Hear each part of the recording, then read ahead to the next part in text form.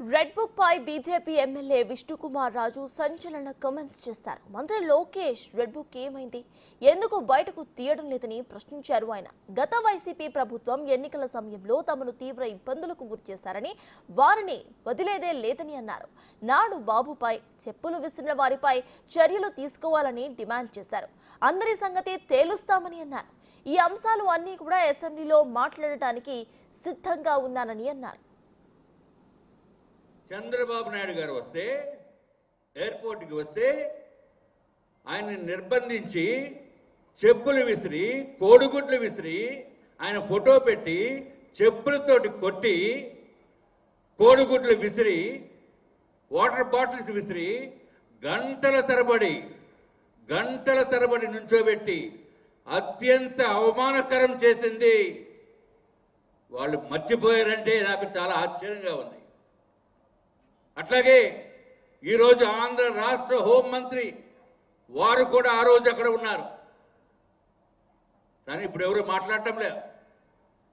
అదొక్కడే కాకుండా పవన్ కళ్యాణ్ గారు జనవాణి కార్యక్రమం పెడితే ఆ కార్యక్రమాన్ని కూడా అడ్డుకుని నానా ఇబ్బందులు పెట్టి ఇదే విశాఖపట్నం పోర్టు కళావాణిలో ప్రోగ్రాం జరగకుండా చేసిన వ్యక్తి వాళ్ళ పైన హిగ్గురుమంటం లేదే. ఏమైంది రెడ్ బుక్? ఒక చిన్న మాట మేమంటే నేను మమ్మల్ని తీసుకెళ్లి అరెస్ట్ చేశారే. మరి పోలీసు ఏమైంది? పోలీసు వ్యవస్థ ఏమైంది? తప్పనిసరిగా ఏదైతే వైసీపీ దుర్మార్గపు పనులు చేశారో వాళ్ళు అందరిపైన చట్టపరమైన చర్యలు తీసుకోవాలని చెప్పి అసెంబ్లీలో నేను మాట్లాడే పరిస్థితి ఉంటుంది. ఏమి అరే అయిపోయింది భగవంతుడే చూసుకుంటాడు అనుకుంటే తప్పు. బతికి ఉన్నప్పుడే గుర్తుంచుకోండి, టిట్ ఫర్ టాట్ బతికి ఉన్నప్పుడే ఉండాలి, అంతేగాని వేరేదంటే కాదు. అది పద్ధతి కాదు. నిస్వార్థంగా నిజాయితీగా భారతీయ జనతా పార్టీ వ్యక్తులు ఎలక్షన్స్లో కంటెస్ట్ చేసినప్పుడు వైసీపీ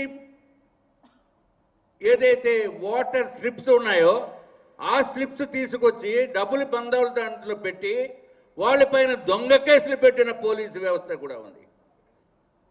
మరి ఇవన్నీ కూడా ఈ రాష్ట్ర ప్రభుత్వం ఇంకా ఒక నెల అయింది. తప్పనిసరిగా న్యాయబద్ధమైన పరిపాలన ఉంటుందని మా యొక్క సంపూర్ణమైన విశ్వాసం. చంద్రబాబు నాయుడు గారు వస్తే ఎయిర్పోర్ట్కి వస్తే ఆయన్ని నిర్బంధించి